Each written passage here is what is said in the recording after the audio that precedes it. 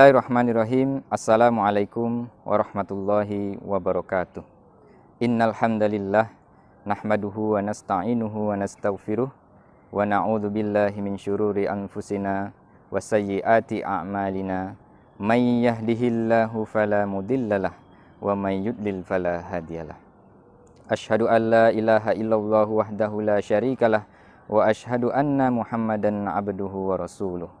Allahumma salli wa sallim ala Muhammadin wa ala alihi wa ashabihi wa man tabi'ahum ila yaumiddin, amma ba'd.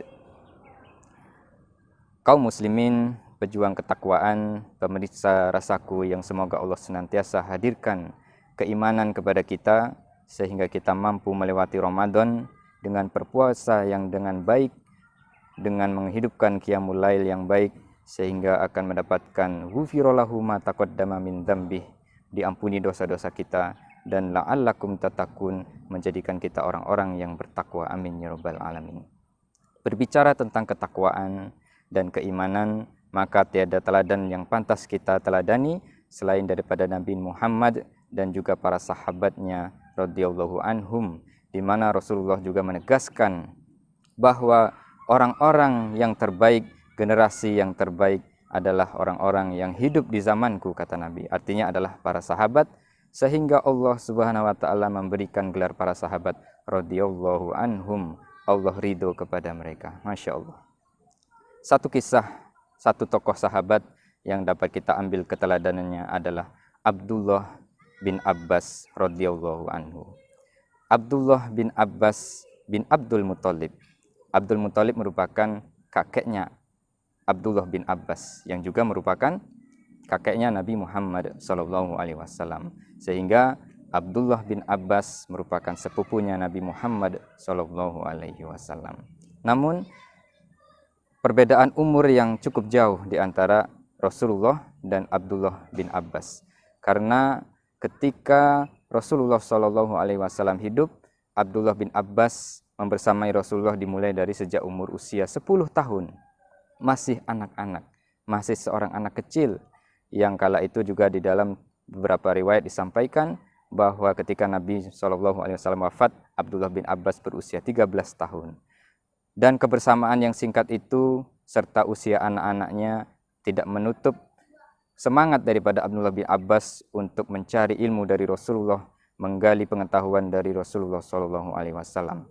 Sehingga beliau berhasil meriwayatkan hadis sebanyak 1660 hadis, bahkan di riwayat lain 1690-an hadis. Masya Allah. Lalu bagaimana perjalanan Abdullah bin Abbas atau Ibnu Abbas ini bisa menjadi seorang yang meriwayatkan banyak hadis, dan juga di dalam suatu riwayat juga disampaikan Ibnu Abbas merupakan menjadi ulama tafsir yang sangat dikagumi di kalangan para sahabat. Masya Allah. Ibnu Abbas atau Abdullah bin Abbas merupakan anak yang cerdas, anak yang gigih di dalam menuntut ilmu. Tidak pernah putus semangat, selalu senantiasa membersamai Rasulullah demi memperoleh ilmu dari Nabi Muhammad SAW. Dikisahkan pada suatu ketika Abdullah bin Abbas menginap di rumah Rasulullah SAW, dan ini juga diriwayatkan dalam hadis Bukhari Muslim. Ketika Rasulullah SAW bangun di sepertiga malam terakhir akan melaksanakan sholat tahajud, dan Abdullah bin Abbas mengikuti Rasulullah SAW berada di belakang atau sebelah kiri daripada Nabi Muhammad SAW. Kemudian Rasulullah mengatakan, "Wahai Ibnu Abbas, kesinilah engkau berada di sebelah kananku dan sejajar denganku." Di riwayat lain karena segannya Ibnu Abbas, karena merasa tidak pantasnya Ibnu Abbas, setelah selesai sholat Ibnu Abbas bertanya kepada Rasulullah, "Ya Rasulullah, apakah pantas anak kecil seperti aku, orang biasa seperti aku berada di sampingmu, seorang Rasulullah, seorang kekasih Allah Subhanahu wa taala?" Kemudian Rasulullah menjawab dengan mendoakan, "Ya Allah, berikanlah hikmah kepada Ibnu Abbas." Dalam riwayat lain, "Ya Allah, berikanlah pemahaman akan ilmu kepada Ibnu Abbas. Ya Allah, berikanlah keberkahan kepada Ibnu Abbas." Rasulullah sangat sayang kepada Abbas. Rasulullah sangat sayang kepada Ibnu Abbas. Ketika dalam hadis Bukhari disampaikan bahwa Rasulullah ketika itu memeluk Ibnu Abbas, kemudian mendoakan, "Ya Allah, berikanlah hikmah kepada Ibnu Abbas." Masya Allah, begitu sayangnya Rasulullah, dan senantiasa mendoakan kebaikan kepada Ibnu Abbas, sehingga Ibnu Abbas dipenuhi dengan hikmah dalam perjalanan kehidupannya, tumbuh menjadi anak yang cerdas, tumbuh menjadi anak yang senantiasa memaksimalkan dirinya untuk menuntut ilmu. Pada akhirnya Ibnu Abbas menjadi seorang yang faqih, mendapat gelar faqih karena faham terhadap agamanya, dan menjadi imam tafsir yang agung karena pemahamannya dalam memahami ayat Al-Quran yang sangat bagus sekali, dan itu diakui oleh Umar bin Khattab dan juga para sahabat yang lainnya. Dikisahkan terkait dengan kemampuan Ibnu Abbas dalam memahami Al-Quran yang sangat baik adalah ketika Umar bin Khattab berkumpul dengan para sahabat senior, di antaranya adalah para sahabat-sahabat yang berperang di perang Badar, di mana perang paling pertama kaum muslimin, maka sahabat di situ adalah sahabat-sahabat senior yang kemudian membawa Ibnu Abbas masuk ke dalam majelis tersebut. Kemudian para sahabat tersebut ada yang meragukan atau tidak senang dengan kehadiran Ibnu Abbas. Kenapa di tengah diskusi mereka menghadirkan anak kecil, seorang Ibnu Abbas yang usianya masih anak-anak? Kemudian salah satu di antara mereka menyampaikan, "Wahai Umar, kenapa engkau menghadirkan anak kecil di tengah-tengah kita? Kami juga memiliki anak kecil yang sama dengan Ibnu Abbas ini." Kemudian Umar bin Khattab radhiyallahu anhu kemudian menginginkan, maksud kehadiran Ibnu Abbas adalah bahwa Ibnu Abbas ini memiliki ilmu yang tinggi dalam penafsiran Al-Quran.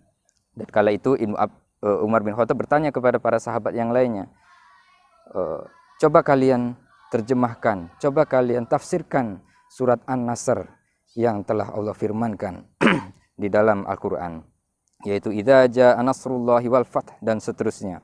Kemudian di antara para sahabat ada yang menjawab, itu adalah tentang bagaimana Allah memberi pertolongan sehingga Allah memenangkan kepada kaum muslimin, kemudian diminta untuk beristighfar dan juga berbuat baik kepada Allah Subhanahu wa taala. Kemudian Umar bin Khattab bertanya kepada yang lainnya, sahabat yang lain, karena belum memperoleh jawaban yang diinginkan oleh Umar bin Khattab. Maka para sahabat yang lain diam, tidak berkomentar terkait dengan pertanyaan Umar bin Khattab yang menanyakan tentang tafsir Quran tersebut, ayat tersebut, yaitu surat An-Nasr. Kemudian Umar bertanya kepada Ibnu Abbas, "Wahai Ibnu Abbas, bagaimana pendapatmu? Apakah seperti itu?" Kemudian Ibnu Abbas mengatakan, "Tidak ya Umar, menurutku ayat ini adalah tentang dekatnya ajal Rasulullah SAW. Dan benar saja, di tahun yang sama ketika surat ini turun, Rasulullah SAW Allah wafatkan di kala itu, dan ini menunjukkan kelihayan, kefasihan terhadap Ibnu Abbas dalam menafsirkan ayat Al-Quran. Masya Allah, begitu luar biasa ilmu Ibnu Abbas ini. Dan di suatu ketika, di saat para sahabat mendiskusikan tentang kapan Lailatul Qadar turun, dan ini sekarang juga bertepatan dengan bulan Ramadan yang insya Allah Allah akan hadirkan malam Lailatul Qadar. Kala itu Umar bin Khattab dan para sahabat yang lain sedang berdiskusi kapan Lailatul Qadar turun. Apakah hari pertama, hari kedua, hari ketiga, atau sampai hari ke-30 atau hari keberapa? Kemudian Umar bin Khattab bertanya kepada Ibnu Abbas, "Wahai Ibnu Abbas, bagaimana pendapatmu terkait dengan kapan Lailatul Qadar itu turun?" Kemudian Ibnu Abbas menjawab, "Allah Subhanahu wa taala itu maha ganjil. Allah menciptakan bumi ini 7 lapis, menciptakan langit 7 lapis, menciptakan hari 7 hari, kemudian menurunkan Al-Fatihah 7 ayat, dan juga banyak sekali 7 yang lain. Maka menurut pendapatku, kata Ibnu Abbas, bahwa menurutku malam Lailatul Qadar adalah berada di antara 7 hari terakhir bulan Ramadan. Kemudian Umar juga menjawab, Masya Allah, engkau adalah satu-satunya orang yang sependapat denganku dan selalu bersesuaian dengan pendapatku, kata Umar bin Khattab. Begitulah keutamaan-keutamaan Ibnu Abbas di dalam kelihayannya menafsirkan ayat Al-Quran yang telah Allah anugerahkan kepada Ibnu Abbas. Dan ketika wafatnya Ibnu Abbas, imam yang mensolatinya menyatakan bahwa telah hilang seorang Rabbani di dalam kaum ini. Begitu merasa kehilangannya terhadap Ibnu Abbas karena telah Allah wafatkan. Karena Ibnu Abbas dikenal sebagai ahli tafsir yang sangat memahami penafsiran Al-Quran yang tepat, Masya Allah. Dan ketika akan dikebumikan, dalam suatu riwayat disampaikan ada burung putih yang menyelip di dalam kain kafannya Ibnu Abbas, dan ketika dicari tidak ditemui burung putih tersebut. Kemudian setelah dimakamkan, terdengar dari alam kuburnya, terdengar dari tempat dikuburkannya Ibnu Abbas ayat terakhir daripada surat Al-Fajr.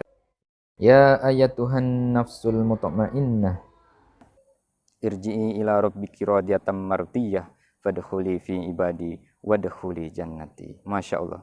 Demikianlah kisah Ibnu Abbas yang semoga kita dapat meneladaninya, bahwa meskipun usia anak-anak tetapi tidak mengurangi semangatnya untuk mencari ilmu, mendekati para ulama, mendekati gurunya yaitu Nabi Muhammad, sehingga dia mendapatkan berkah doa dari gurunya yaitu Nabi Muhammad, sehingga tumbuh menjadi anak yang soleh, menjadi anak yang berpengetahuan dengan baik, dan menjadi ulama, dan keturunannya juga akhirnya menjadi para khalifah yang dapat menegakkan dinul Islam di muka bumi ini.